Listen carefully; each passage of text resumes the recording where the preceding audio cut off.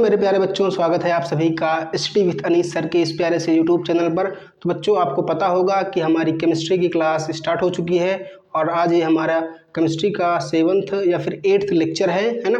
पिछली क्लास में हमने कॉलिगेटिव प्रॉपर्टी यानी कि अणुसंख्य गुणधर्म के बारे में डिस्कस किया था। उसमें की जो पहली प्रॉपर्टी है क्या, क्वथनांक में उन्नयन, उसको हमने अच्छे से पढ़ लिया है। अब उसका न्यूमेरिकल करना है, तो मैं आपको पहले बता देता हूँ कि हम अणुसंख्य गुणधर्म जब पढ़ेंगे है ना, तो उसमें हम हमारे जो चारों प्रॉपर्टीज़ हैं, क्वथनांक में उन्नयन, हिमांक में औनमन, वाष्पदाब का अपेक्षिक औनमन और पराचरण दाब यानी कि ऑस्मोसिस प्रेशर। ठीक, तो हम क्या करेंगे, इन चारों को पहले टॉपिक को पढ़ लेते हैं, उसके बाद क्या करेंगे, इन सभी के न्यूमेरिकल एक साथ करने वाले हैं। तो उसकी टेंशन मत लीजिए कि न्यूमेरिकल नहीं कराया जाएगा, न्यूमेरिकल बिल्कुल कराया जाएगा। पहले ये चारों जो टॉपिक हैं है ना, इसको अच्छे से कवर कर लिया जाए। उसके बाद साथ में ही क्या करेंगे, चारों के न्यूमेरिकल हम स्टार्ट कर देंगे, पढ़ाएंगे है ना। तो उसकी टेंशन आप बिल्कुल मत लीजिएगा कि कोई भी टॉपिक स्किप किया जाएगा, कोई भी टॉपिक स्किप नहीं किया जाएगा। सारे के सारे ही टॉपिक क्या किए जाएंगे, आपको पढ़ाए जाएंगे। तो चलिए, आज का हमारा जो टॉपिक है वो क्या है, हिमांक में औनमन, बोले तो डिप्रेशन इन फ्रीजिंग पॉइंट। ठीक, अब ये हिमांक में औनमन क्या होता है, इसको समझना है ना। अब फ्रीजिंग पॉइंट का मतलब होता है किसी चीज़ को फ्रीज कर देना।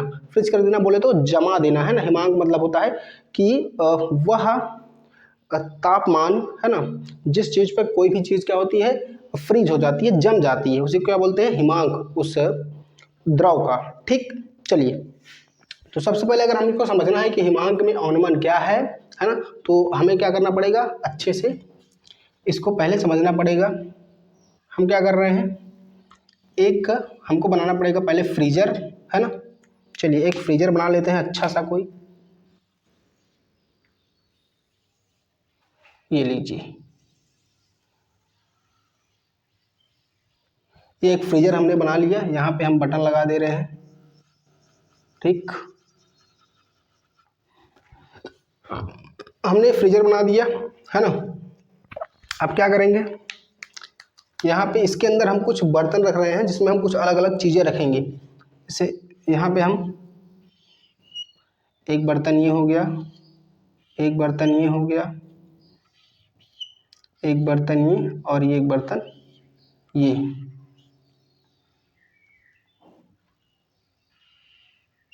इसको आप ये मान के चलिए, जो आपके गांव में बर्फ़ बेचने वाला आता है ना, अगर आप गांव एरिया से, रूरल एरिया से बिलोंग करते हैं, तो वहाँ पे देखो उसके पास एक बॉक्स होता है ना, फ्रीजर होता है छोटा सा। उसमें क्या होता है, वो कई तरह के आइसक्रीम रखे हुए होता है। एक काफ़ी सॉफ्ट होती है, एक हार्ड होती है ना। तो जो जो जो जैसे मांगता है वो उसको निकाल के देता है। तो आप समझ लीजिए वही चीज़ है ये, है ना। अब हमने क्या किया, अच्छा, मैं आप सभी में से एक सवाल पूछता हूँ है ना, कि आपने सस्ते से सस्ता और महंगे से महंगा कितने रुपए वाला आइसक्रीम खाया हुआ है ना। तो कमेंट करके बताइए कितने रईस हैं आप, है ना, और कितने चूंट हैं आप, कितने कम से कम रुपए वाला आपने आइसक्रीम खाया है।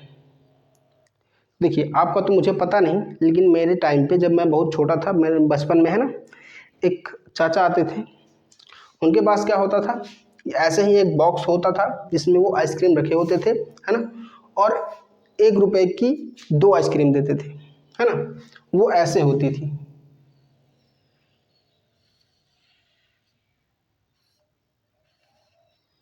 ठीक, आप लोगों ने भी शायद खाया होगा है ना। हालांकि आज आप लोग के टाइम पे ये मिलना काफ़ी बंद हो चुका है, बहुत मुश्किल से मिलता था। ये काफ़ी कलर वाइज होता था ना, किसी भी कलर का, रेड होता था, अपना ग्रीन हो गया। तो ये बहुत ही क्या होता था, हार्ड होता था है ना, और बहुत ही सस्ता होता था है ना। सस्ता होता था और टिकाऊ होता था। लेकिन वहीं पे एक कटोरी वाली आती है आइसक्रीम। ठीक, ये थोड़ा सॉफ्ट होती है ना। और यदि आप और ज़्यादा महंगे पैसे देंगे है ना, पैसे ज़्यादा और देंगे, तो उसके बाद आपको क्या होगा, और सॉफ्ट मिलेगी है ना। मतलब आप क्या करेंगे, सस्ती से सस्ती लेंगे तो आपको बहुत ही ज़्यादा ठोस मिलेगी, और आप पैसे बढ़ाते जाएंगे, आपको जो आइसक्रीम है वो सॉफ्ट होती चली जाएगी है ना, आपको बहुत ही ज़्यादा सॉफ्ट मिलेगी ज़्यादा पैसों में। तो ऐसा क्यों होता है, चलिए उसको, ये वाला क्वेश्चन आपसे अभी यहीं पे रोकते हैं, पहले इधर बढ़ते हैं। हमारे पास ये फ्रीजर है, हमने क्या किया इसमें 4 अलग अलग बर्तन रखे, है ना, सेम साइज के। अब हमने क्या कर रहे हैं, सब में अलग अलग चीज़ें रख रहे हैं। जैसे इसमें क्या है, हमने वाटर ले लिया, प्योर वाटर, शुद्ध खाली पानी अकेले है, ठीक। अब इसमें हमने क्या किया, पानी तो है, साथ में हमने मिला दिया कुछ शुगर मिला दिया, है ना, चीनी के कण, ठीक। यहाँ पे हम क्या कर दे रहे हैं, ये वाली जो आइसक्रीम है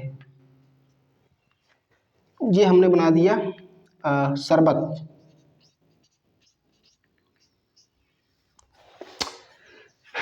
इस वाले में हम क्या कर रहे हैं, आइसक्रीम में कुछ और चीज़ें मिला दे रहे हैं, जैसे कि काजू वगैरह डाल दिया हमने इसमें, ये महंगा है। एक मतलब हम इसमें क्या कर रहे हैं, इसको जमा रहे हैं, है ना, इसको आइसक्रीम बनाने की कोशिश कर रहे हैं। हमने इसमें नॉर्मल पानी लिया है खाली, इसमें हमने पानी में थोड़ा सा शुगर डाल रखा है ना। इसमें हमने क्या डाल दिया, इसमें ये वाला एकदम सस्ता वाला बना रहे हैं, इससे थोड़ा ये भी सस्ता ही है ना, मतलब 5 रुपये वाला, ये वाला थोड़ा महंगा है और ये वाला सबसे महंगा है ना। इसमें हम क्या क्या डाल दे रहे हैं, पानी तो है ही, उसमें हम डाल दे रहे हैं काजू, बादाम, पिस्ता, है ना, केसर, ये सारी चीज़ें मिला दे रहे हैं, बहुत सारी चीज़ें, ठीक। इसमें बहुत सारा आइटम पड़ा हुआ है, सबसे ज़्यादा इसी में आइटम पड़ा हुआ है, तो जाहिर सी बात है बहुत महंगा होगा, है ना, ठीक। तो ये नॉर्मल पानी था, इसमें हमने पानी में कुछ चीनी वगैरह डाल दिया। इसमें हमने क्या किया, कुछ केसर मतलब कुछ बादाम, है ना, और काजू वगैरह डाल दिया। इसमें हम बहुत सारी चीज़ें डाल रहे हैं, काजू, बादाम, पिस्ता, जो भी आपका मन करे सब इसमें डाल दो, है ना। अब ये सबसे महंगा वाला हो गया, ठीक। अब हमने क्या किया, बटन को किया स्टार्ट, ठीक, बटन को हमने स्टार्ट कर दिया, है ना। यहाँ से हमने प्लग लगा दिया, चलो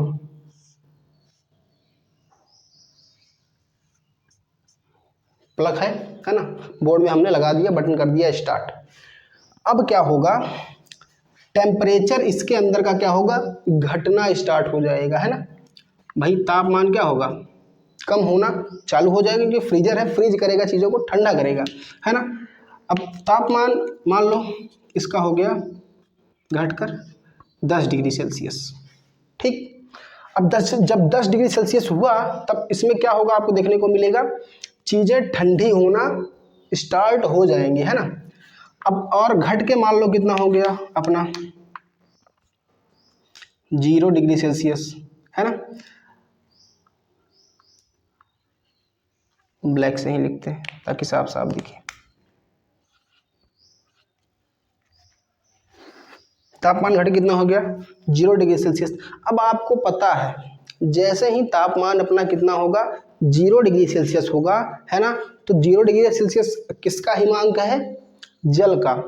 तो जल जो है आपका वो क्या हो जाएगा, फ्रीज हो जाएगा, जम जाएगा, ठीक।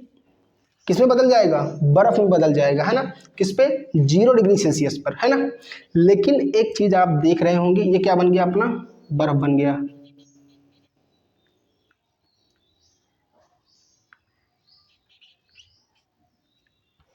है ना, ये तो बर्फ बन गया। लेकिन अभी ये तीनों जमे नहीं है, ठंडे हुए हैं, हालांकि फ्रीज नहीं हुए, जमे नहीं है ना।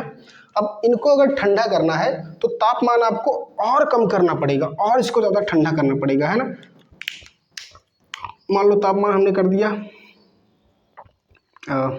-5 डिग्री सेल्सियस, ठीक, इतना कम कर दिया, -5 डिग्री सेल्सियस। अब -5 डिग्री सेल्सियस किए करेंगे, है ना, तो ये भी क्या होगा, जम जाएगा, जाहिर सी बात है ना। ये भी अपना फ्रीज हो गया, ठीक, एफ मतलब फ्रीज हो गया, है ना, जम गया। उसके बाद अभी ये दोनों नहीं जमे हैं, है ना, इनको जमाने के लिए आपको और ज़्यादा इसके अंदर के टेम्परेचर को कम करना पड़ेगा। तो क्या करेंगे, हम कम कर दे रहे हैं, कितना, -10 डिग्री सेल्सियस कर दे रहे हैं, है ना। ये भी क्या अपना बन गया, बर्फ बन गया, फ्रीज हो गया, है ना। अब हम देख रहे हैं कि ये तीनों ही क्या बन चुके हैं, बर्फ बन चुके हैं। लेकिन इनको तीनों को बर्फ बनने के लिए अलग अलग टेम्परेचर की ज़रूरत पड़ी। पानी तो अपना 0 डिग्री सेल्सियस पे ही बर्फ बन जाता है, लेकिन ये अब ये दोनों क्या है, ये तीनों क्या है, ये क्या है, अपना विलायक है। लेकिन ये तीनों क्या है, ये तीनों क्या है, विलयन है ना भाई, सॉल्यूशन है, ये भी विलयन बन गया आप, ये भी विलयन है और ये भी क्या है, विलयन है। क्यों? क्योंकि इसमें हमने कुछ ना कुछ चीजें डाल रखी है ना, अणुसंख्यक गुणधर्म अपन पढ़ रहे हैं, ठीक। तो हमने क्या किया है, इन में क्या है, कुछ डाल रखा है, विलय डाल रखा है ना, विलायक में विलय डाल रखा है। ये सारे कण किसके हैं, विलय के कण है, तो ये क्या बन गए, विलयन, है ना। तो इसको फ्रीज होने में इसकी तुलना में कम तापमान करना पड़ रहा है ना, विलायक की तुलना में, ठीक। तो अब देख रहे हैं ये तीनों जम गए, लेकिन इसको जमाने के लिए क्या होगा, हमको और ज़्यादा तापमान कम करना पड़ेगा। लेकिन इसकी क्षमता नहीं है कि ये -10 डिग्री से भी नीचे जा सके। इससे भी भाई किसी भी चीज़ की क्षमता होती है, लिमिटेशंस होती हैं, है ना, कि ऐसा नहीं कि आप भाई इसका तापमान कम करते चले जाएंगे चले जाएंगे चले जाएंगे, ऐसा तो है नहीं, है ना। भाई आपकी भी क्षमता है। अभी आपको पुशअप मारने के लिए बोल दिया जाए तो आप 10 मारेंगे, 20 मारेंगे, बहुत ज़्यादा 50 मारेंगे, 100 मार देंगे, है ना। ऐसा तो नहीं कि 1000 2000 मारते चले जाएंगे, खत्म हो जाएंगे एकदम, है ना। और आपको देख के लगता है कि आप 10-15 में ही निपट जाएंगे, है ना। तो अब देखिए, इसको ठंडा किया जा सकता है बट जमाया नहीं जा सकता, है ना। अब इसको जमाने के लिए बहुत ज़्यादा पावरफुल आपको आपका क्या होना चाहिए, फ्रीजर होना चाहिए, तब जाके ये जमेगा, है ना। तो इसलिए देखो, ये क्या है, सस्ता वाला था, खाली इसमें पानी था, है ना। तो इसको जमाने में 0 डिग्री सेल्सियस लगा, है ना, और ज़्यादा कुछ मिला ही नहीं था, खाली पानी था। तो एकदम सस्ते में आपको उठा के दुकानदार दे दिया, चवन्नी को 4 ठो, है ना।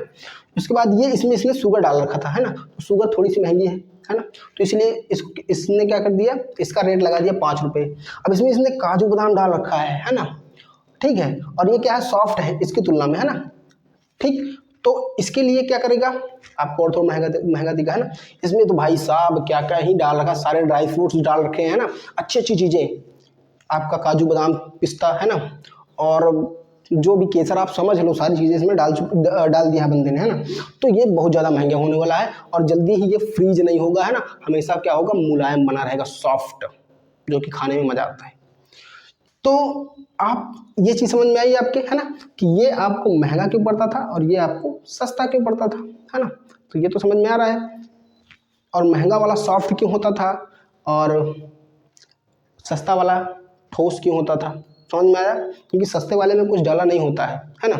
वो 0 डिग्री सेल्सियस पे ही क्या होता है, बर्फ बन जाता है, उसमें कुछ डाल नहीं होता। और सॉफ्ट वाला जो होता है उसमें काफ़ी सारी चीज़ें डली होती हैं, है ना। इसलिए क्या होता है, ये महंगा होता है और जल्दी कम तापमान पर मतलब कि बर्फ नहीं बनता, ठीक। इसको एक और एग्जांपल द्वारा समझते हैं, है ना। एक बार चेक कर लेते वीडियो सही से आ रहा है कि नहीं आ रहा है, ठीक है, सारी चीज़ें क्लियर हो रही हैं, है ना। एक उदाहरण द्वारा और इसको समझते हैं। आपने यहीं पे बनाता हूँ मैं, जो ठंडे इलाकों में जो लोग रहते हैं, है ना, मतलब कि बर्फीली एरिया में, तो वहाँ पे देखो टेम्परेचर बहुत लो होता है, कभी कभी 0 होता है ना, 0 डिग्री सेल्सियस हो जाता है, उससे भी कम कभी कभी चला जाता है। तो मान लो आप किसी ऐसे एरिया में रह रहे हो जहाँ पे टेम्परेचर 0 डिग्री सेल्सियस या फिर उससे भी कम चला जाता हो, है ना। चलिए इसको मैं थोड़ा सा इरेज करता हूँ, यहीं पे बनाऊंगा, है ना। देखिए, आप मान लो किसी ऐसे एक एरिया में रह रहे हैं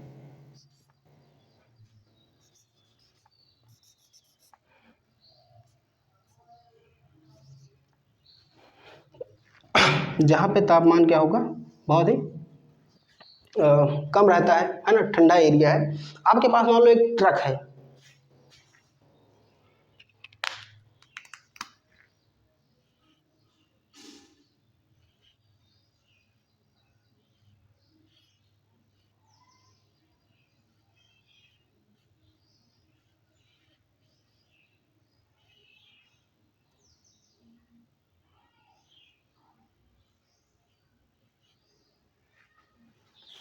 अब ट्रक कैसे बना मुझे नहीं पता है ना, ऐसा ट्रक होता भी है नहीं, शायद नहीं होता है ना, लेकिन मैं समझाने के लिए आपको बता रहा हूँ।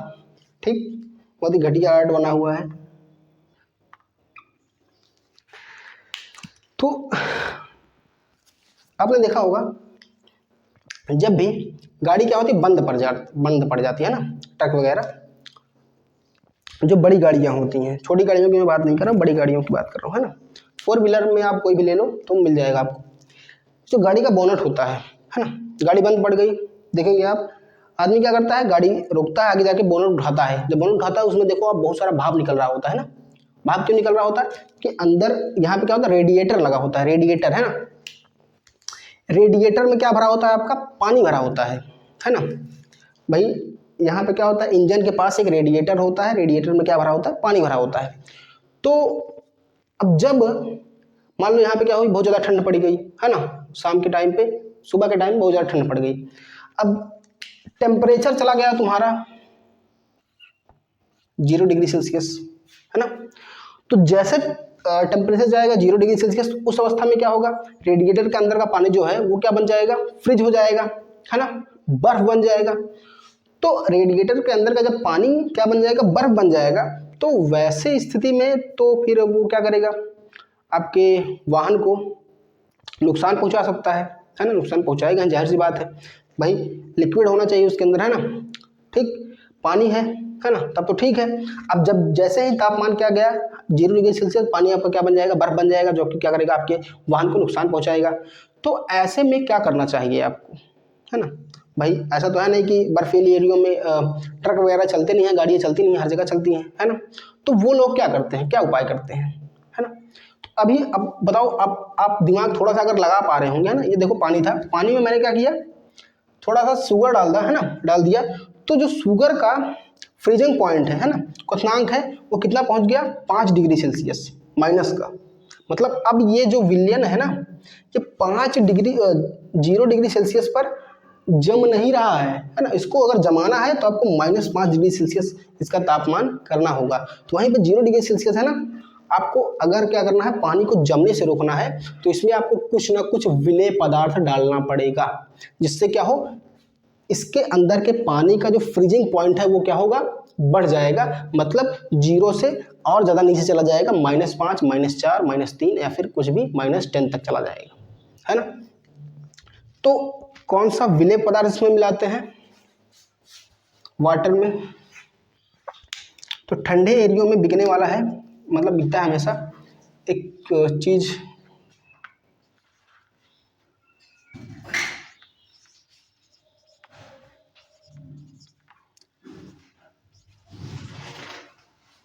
Ethylene glycol.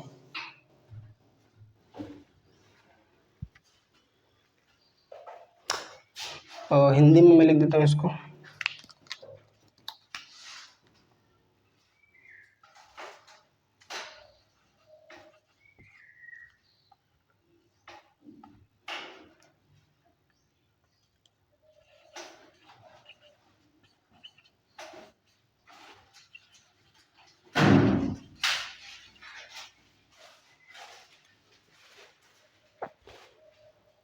क्या डाला जाता है, एथिलीन ग्लाइकोल। इस एथिलीन ग्लाइकोल को जो पानी का रेडिएटर का पानी होता है, इसमें क्या किया जाता है, मिला दिया जाता है। हो सकता है स्पेलिंग थोड़ा सा गलत हो सकती है ना। बाकी आप समझिए क्या है, एथिलीन ग्लाइकोल है, जिसको क्या किसमें डाल दिया था, पानी के रेडिएटर में, है ना। अब जैसे इसको इसमें डाला जाता है, तो जो पानी का फ्रीजिंग, अब ये क्या बन गया, विलेन बन गया इसके अंदर का पानी, है ना। और विलियन का फ्रीजिंग पॉइंट कभी भी 0 नहीं होता है, 0 से और ज़्यादा कम होता है। मतलब माइनस में टेम्परेचर करोगे तब जाके क्या होगा, पानी आपका बर्फ बनेगा, क्योंकि पानी पानी नहीं क्या बन जाता है, विलेन बन जाता है, मतलब विलायक नहीं विलेन बन जाता है। ठीक, तो ये चीज़ आपको समझ में आई होगी, है ना, आई होप। ठीक, आप समझ पा रहे होंगे, है ना। तो रेडिएटर के पानी में क्या डाल देते हैं, एथिलीन ग्लाइकोल नाम का विलेय डाल देते हैं। जिससे क्या होता है, उसका फ्रीजिंग पॉइंट यानी कि ऑनमन हिमांक में जो ऑनमन होता है वो क्या होता है, सॉरी, जो हिमांक होता है वो क्या होता है, और ज़्यादा कम हो जाता है ना। जिससे क्या होता है, पानी बर्फ नहीं बनता है। अब चलिए इसको थोड़ा ग्राफ के जरिए समझ लेते हैं ना। इसका जल्दी से आप स्क्रीनशॉट ले लीजिए, इसको मैं इरेज करूंगा, उसके बाद ग्राफ के जरिए इसको आपको समझाने की कोशिश करता हूँ।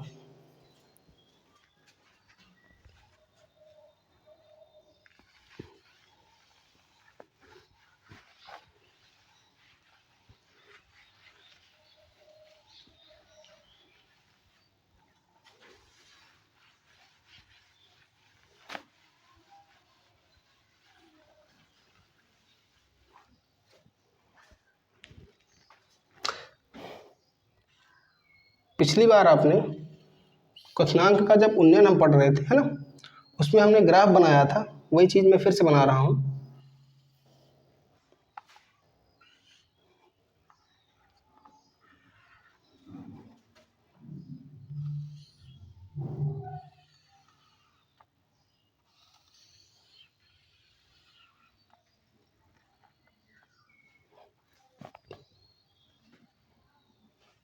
देखिए ये हमारा क्या था, तापमान था, है ना, ये हमारा क्या था, वेपर प्रेशर, वाष्प दाब, ठीक। और ये जो लाइन थी अपनी,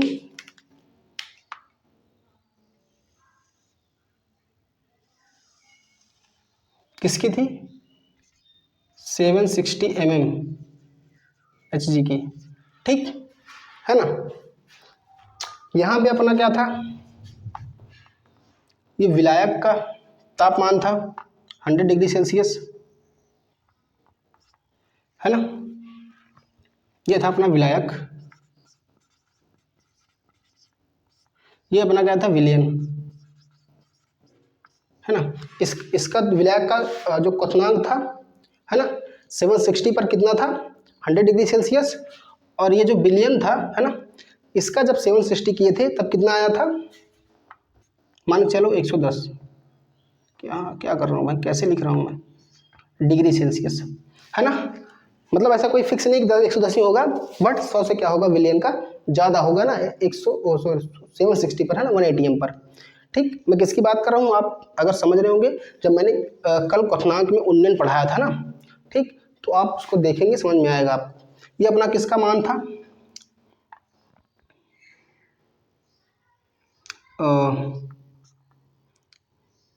T0 B का मान था, ये किसका मान था, TB का।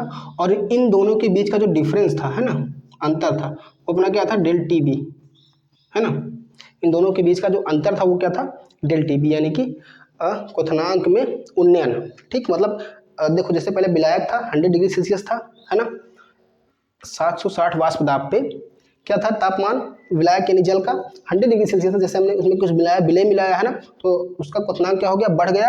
अब उसको फिर से क्या करना पड़ेगा, मतलब वाष्प दाब घटा, है ना, तो 760 से कम हो गया विलय मिलाते ही, तो उसको फिर से 760 पहुंचने के लिए तापमान को क्या हुआ, बढ़ाना पड़ा, है ना। तो कितना बढ़ाना पड़ा, वही चीज़ हमारा क्या होता है, डेल TB होता है ना। अब देखिए यहाँ पर बात है, यहाँ पर देखते हैं,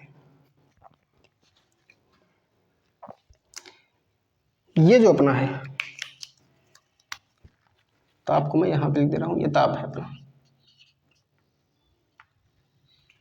ये विलायक है। मान लीजिए यहाँ पे क्या है, 0 डिग्री सेल्सियस है, ठीक। अब ये बताइए आप, कि 0 डिग्री सेल्सियस पर जो विलायक है वो क्या हो जाएगा, फ्रीज हो जाएगा, है ना, यानी कि जम जाएगा।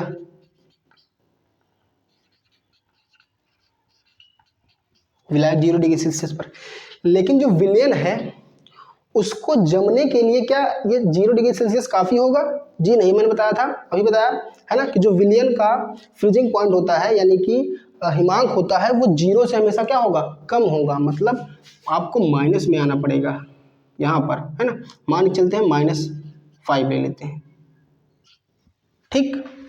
अब इन दोनों के बीच में जो डिफरेंस आया, अंतर, है ना, वही अंतर क्या हो जाएगा हमारा, हिमांक में अवनमन का मतलब होता है कम होना, ठीक। उन्नयन का मतलब होता है बढ़ना, अवनमन का मतलब होता है कम होना। देखिए पहले विलायक था शुद्ध हमारा, है ना, उसमें हमने कुछ विलय मिलाया, इसके वजह से पहले विलायक था, 0 डिग्री सेल्सियस पर क्या हो रहा था, वो जम जा रहा था। फिर हमने क्या किया, उसमें कुछ विलय मिला दिया, अब क्या बन गया, विलयन। अब विलयन को अगर फ्रीज करना है, जमाना है ना, तो आपको 0 डिग्री से भी क्या करना पड़ेगा, कम करना पड़ेगा तापमान, ठीक। तो देखो दोनों में डिफरेंस कहाँ पे है, यहाँ पे क्या था, हम अगर हम क्या निकालना था, डेल TB निकालना था, तो क्या करते थे हम, इसमें से इसको घटाते थे, TB माइनस T0B करते थे, है ना, क्योंकि बड़ा ये है हमारा, ज़्यादा बड़ा ये है, छोटा ये है। यहाँ पे हम क्या करेंगे, -5 बड़ा है कि 0 बड़ा है, तो क्या बड़ा है, 0 बड़ा है ना। तो यहाँ पे हम क्या करेंगे, अब देखो ये हमारा क्या हो गया, अब फ्रीजिंग पॉइंट है ना, जिसे TB लिखते थे, B मतलब बॉइलिंग पॉइंट, यहाँ पे क्या लिखेंगे, फ्रीजिंग पॉइंट। तो हमारा ये क्या हो गया,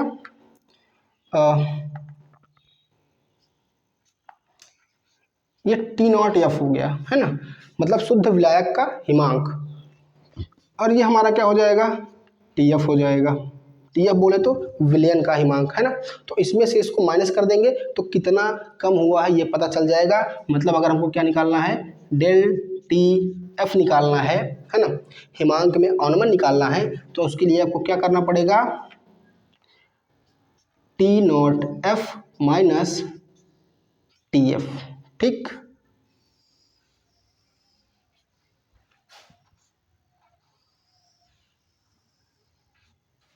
आई होप ये चीज़ आपको ग्राफ के जरिए अच्छे से समझ में आ गई होगी, है ना, कोई भी प्रॉब्लम इसमें आपको नहीं होगी, है ना।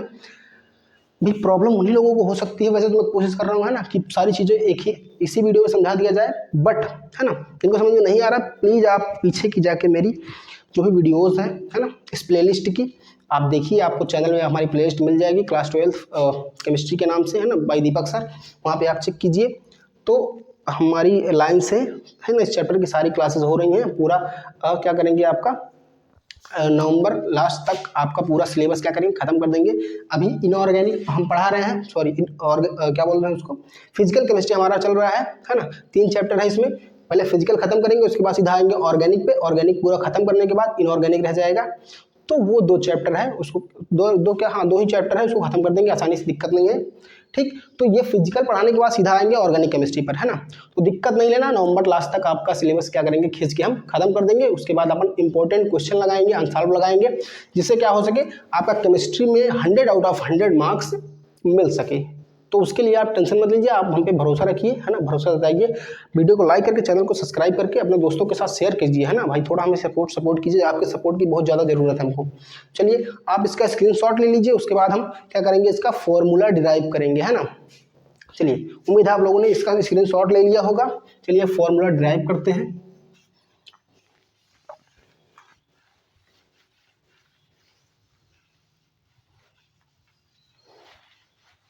इसके न्यूमेरिकल की टेंशन आप मत लीजिए, है ना, जैसे ही चारों इसके प्रॉपर्टीज है ना, कोलिगेटिव प्रॉपर्टीज यानी अणुओं के गुणधर्म जो है खत्म होते हैं, सीधा हम पहले आपको न्यूमेरिकल ही कराएंगे, उसके बाद आगे बढ़ेंगे, है ना, दिक्कत नहीं है उसमें। चलिए यहाँ से लिखना स्टार्ट करते हैं, है ना, तो अपना डेल TF एक बार चेक कर ले सही से आ रहा है कि नहीं भाई, यहाँ से, है ना, आई थिंक ठीक सही से आ रहा है। यहाँ से अपन लिखना स्टार्ट कर रहे हैं, ये अपना डेल TF क्या है, हिमांक में अवनमन है ना, तो ये डायरेक्टली प्रोपोर्शनल होगा किसके भाई, x ऑफ b के। कल ही मतलब सेम चीज है, जैसे क्वथनांक में उन्नयन है वैसे ही हिमांक में अवनमन है ना। अभी जो मैंने डिफरेंस बताया था वही दोनों डिफरेंस है, और डेरिवेशन भी सेम ही होगा, है ना। अगर आपने कल वाला देखा है अच्छे से समझा है, या अब इसके लिए आप बिल्कुल कर सकते हैं। तो क्या हो जाएगा भाई, जितना आप ज़्यादा विलय मिलाएंगे, है ना, उतना ही ज़्यादा हिमांक में डिफरेंस आता जाएगा, है ना। तो डायरेक्टली प्रोपोर्शनल होगा विलय के अणुओं की संख्या पर, है ना। तो डेल TF, उसके बाद इसको आप हटाएंगे तो एक कांस्टेंट आएगा, और ये XB को आप क्या लिख सकते हैं, NB बटे NB प्लस NA। अब ये क्या है, अगर आपके समझ में नहीं आ रहा तो आप मोलन्स वाली वीडियो जाके देखिए, मोल प्रभाज वाली चैनल पे, इसी चैनल पे पड़ी हुई है ना, सेकंड वाली वीडियो है प्लेलिस्ट की। ठीक, तो डेल TF अपना हो जाएगा बराबर K इंटू NB का मतलब होता है, अच्छा यहाँ पे हम क्या कर सकते हैं,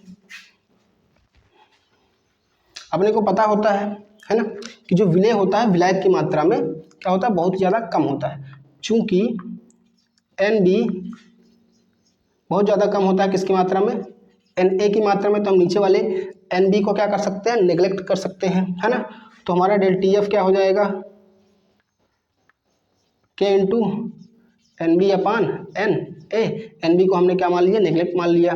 ठीक, अब क्या करेंगे, इसको ओपन करेंगे, तो del TF is equal to K into, अब NB मतलब WB बटे MB पूरे का बटे NA का मतलब WA बटे MA। ठीक, यहाँ पे आते हैं, del TF is equal to, अब देखिए ये जाएगा ऊपर, ये आएगा नीचे, है ना, तो क्या हो जाएगा, K इंटू WB बटे MB इंटू ये चला जाएगा ऊपर MA/WA। ठीक, अब मैंने आपको कल बताया था ये जो अपना होता है ना, विलेय का भार बटे विलेय का अणुभार इंटू विलायक का भार, है ना। ये जो अपना होता है ये क्या होता है, मोललता होता है ना। मोललता बोले तो एम, इसकी जगह पे क्या लिख सकते हैं हम, एम। ठीक,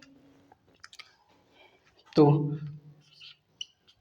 del T F is equal to K into, भाई ये चीज़ आपको अच्छे समझ में आएगी जब आप पिछले वाली क्लासेस देख के आएंगे तब, है ना। जो भी मैं आगे की वीडियो बनाऊंगा, है ना, मतलब कि हमारी क्लास होगी पिछली वाली क्लास से कनेक्टेड होगी, है ना। तो आप प्लीज़ सारी वीडियोस को देखिए अच्छे से, आपको एक एक चीज़ 100/100% समझ में आएगी, कहीं भी कोई भी प्रॉब्लम नहीं होने वाली है। तो ये विलेय का भार बटे विलेय का अणुभार इंटू विलायक का भार केजी में क्या होता है अपना मोललता। मोललता का मतलब क्या होता है, 1 केजी विलायक में उपस्थित विलेय के मोलों की संख्या को क्या बोलते हैं अपन, मोललता बोलते हैं ना। तो इसकी जगह पे हम क्या लिख सकते हैं, एम लिख सकते हैं इंटू ये क्या है एम ए, यानी विलायक का परमाणु भार। ठीक, अब देखिए ये भी क्या है, कांस्टेंट है ना। ये भी क्या है अपना कांस्टेंट है। कांस्टेंट क्यों है, क्योंकि ये क्या है, सॉरी ये चीज, ये विलायक का क्या है, अणु परमाणु भार है ना। अब किसी भी विलायक का परमाणु भार क्या होता है, फिक्स होता है, कांस्टेंट होता है। भाई जैसे जल का परमाणु भार क्या है 18 है, तो 18 ही होगा कहीं पे भी, है ना। तो ये भी कांस्टेंट है, ये भी कांस्टेंट है। अब एक ही क्वेश्चन में दो कांस्टेंट नहीं हो सकते हैं, इसलिए इन दोनों के जगह पे एक नया कांस्टेंट आएगा जो कि हमारा क्या होगा, डेल टी एफ बराबर, इसके जगह पे क्या आ जाएगा के एफ, है ना, इंटू क्या बचेगा हमारा एम। ठीक, अब एम को क्या करेंगे आप ओपन कर लेंगे,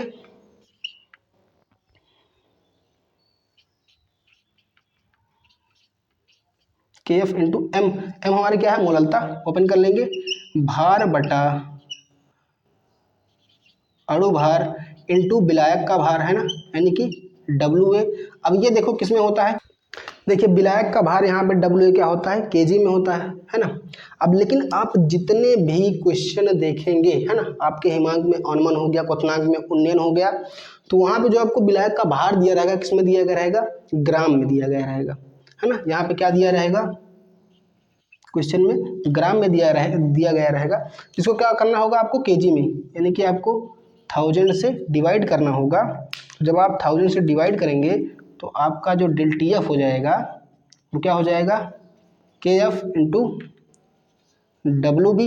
अब ये चला जाएगा ऊपर, है ना, तो into 1000 divide by M B into W B. ठीक, ये आपका क्या हो जाएगा फाइनल इक्वेशन, है ना। ठीक है, अब यहाँ पे हम लिखते हैं सारी चीज़ों की वैल्यू, मतलब क्या कौन सा चीज़ है आपका, डेल टी एफ क्या है,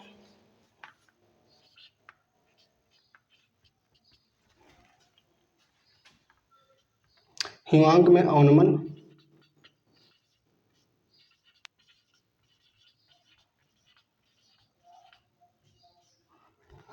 उसके बाद अपना के एफ क्या है,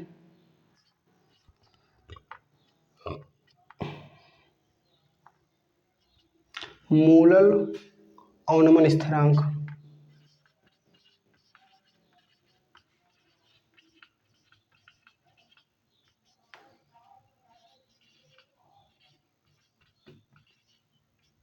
इसके और भी नाम है ना, तो कंफ्यूज नहीं होइएगा। डब्ल्यू बी आपका क्या है,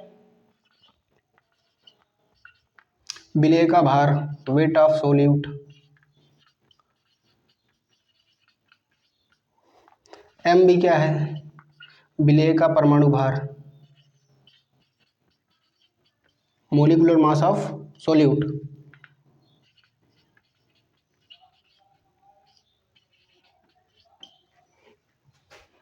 डब्ल्यू ए आपका क्या है, विलायक का भार।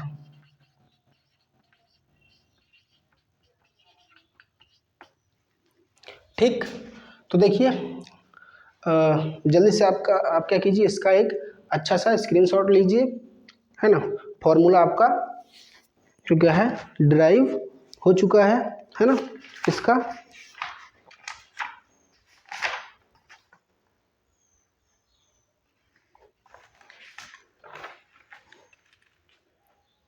स्क्रीनशॉट लीजिए आपका इसका बढ़िया से।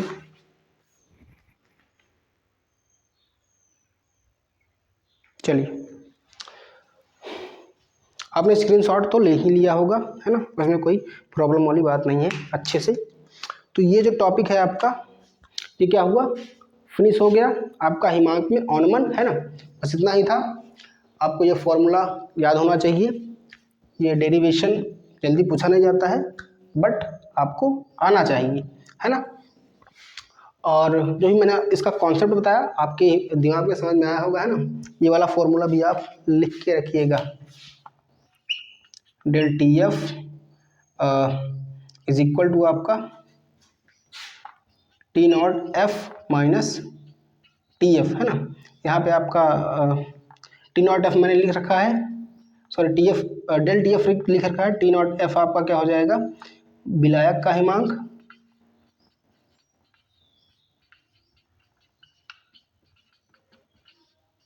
और टी एफ आपका क्या हो जाएगा, विलयन का हिमांक,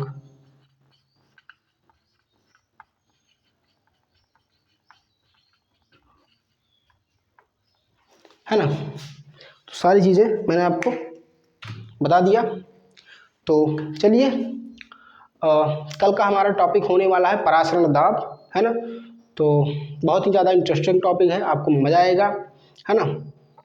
आपको वहाँ पे काफ़ी सारी अच्छी अच्छी चीज़ें पढ़ने को मिलेंगी। उसके बाद अपना रह जाएगा वास्तव दाब का अपेक्षिक नमन। उसके बाद ये वाला जो टॉपिक है ना, अणुसंघ के गुणधर्म वाला, ये खत्म हो जाएगा। 2 टॉपिक अपना इसमें खत्म हो चुका है आज। 2 कल या मतलब कल एक हो जाएगा परासरण दाब, उसके बाद वाष्प दाब का अपेक्षिक नमन। उसके बाद हम क्या करेंगे, इस टॉपिक के न्यूमेरिकल करेंगे। उसके बाद हम बढ़ेंगे वन हाफ गुणांक की तरफ, है ना। तो मिलते हैं नेक्स्ट वीडियो में, तब तक के लिए बाय, जय हिंद। अपना ख्याल रखिए, पढ़ाई को जारी रखिए, हमें सपोर्ट कीजिए दिल से प्लीज़, है ना। चैनल को सब्सक्राइब करके ही जाना। अगर आपको लगता हो कि, है ना, हम आपके लिए कुछ कर रहे हैं वैल्यूएबल, है ना, जो आपको समझ में आ रहा है, तो प्लीज़ सब्सक्राइब कर लेना। अपने दोस्तों के साथ वीडियो को शेयर कर देना, है ना। स्टोरी पे लगाइए अपने, है ना, स्टोरी पे लगाइए, अपने व्हाट्सअप चैनल पे लगाइए। मैं प्लीज़ सपोर्ट कीजिए, आपके सपोर्ट की हमको जो बहुत ज़्यादा ज़रूरत है। तो मिलते हैं नेक्स्ट वीडियो में, तब के लिए बाय, जय हिंद।